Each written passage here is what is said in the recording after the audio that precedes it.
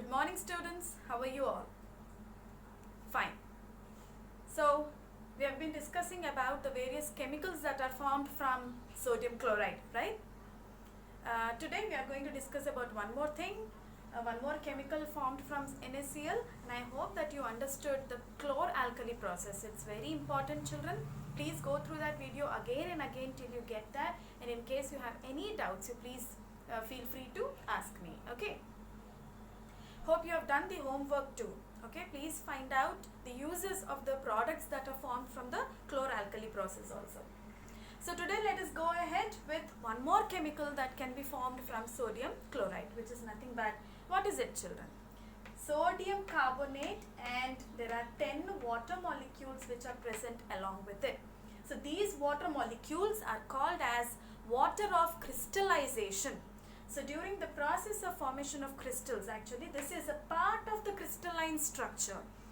These 10 molecules of water will be in the structure of sodium carbonate crystals. Okay, that's why they are called as water of crystallization. This sodium carbonate, if there are no water molecules, then it is called as anhydrous sodium carbonate. That means there are no water molecules.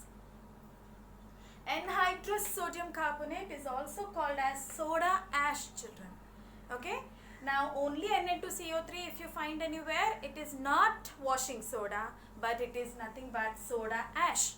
When there are 10 molecules of water along with sodium carbonate formula, then it is washing soda. So if I ask you what is the formula of washing soda, then you should not simply write Na2CO3, but instead you should write Na2CO3 dot, that means along with 10 molecules of water. Okay, so now this is washing soda. NaCl can be used to produce sodium carbonate crystals. Okay, that is washing soda. So here is the reaction, children.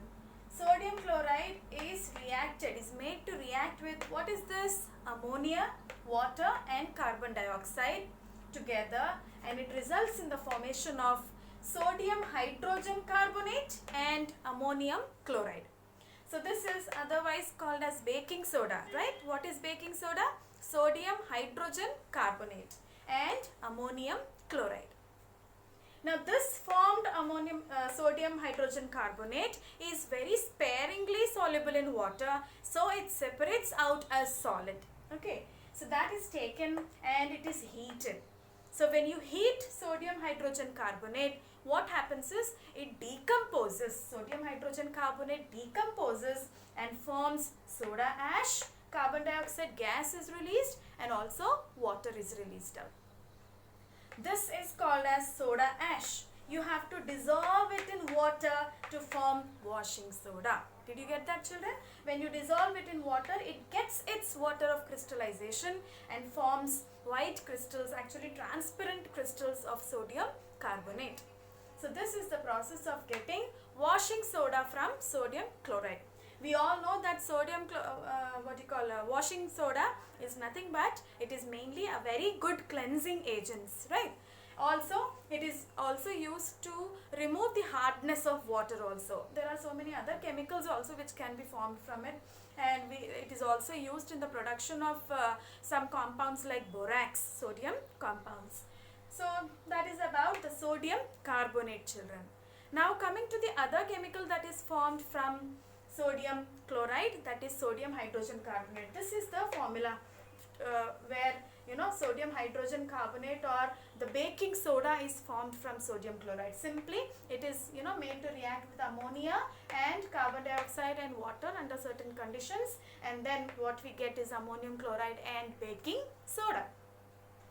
So this baking soda, as you know, that it is mainly used in baking purposes, because once it is heated, it gives rise to, it releases carbon dioxide, which makes the dough or the batter very fluffy. So this carbon dioxide makes some of the dishes, like some of the recipes like the cake or the buns or the dosas and all, very fluffy, and that's the reason. The carbon dioxide gas released does that, it makes the batter very fluffy, dough very fluffy.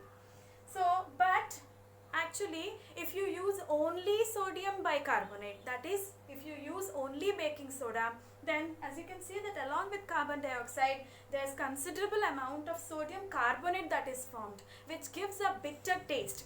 When your mom is making cake or anything, when they make cake, if they use only baking soda, then the cake would taste little bitter because of this formation of sodium carbonate. In order to neutralize this, baking powder has to be used. What is a baking powder?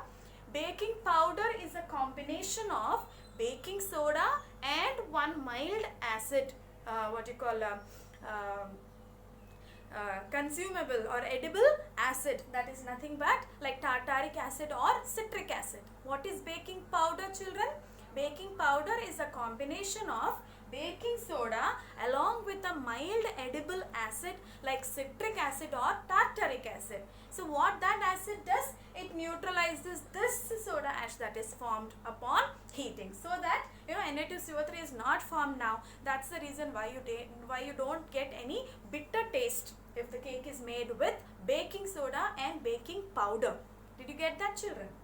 So today we have learned about two chemicals. One is washing soda and the other one is baking soda, how they are formed from NaCl. Okay, and I want you to again collect some more uses of baking soda and washing soda. Okay, so in our next class we will be learning about two more, I think, final concepts from your lesson that would complete your lesson, and I want all of you to start searching for the answers, start writing notes for this acids, bases and salts. If you get any doubts, please ask me. Thank you.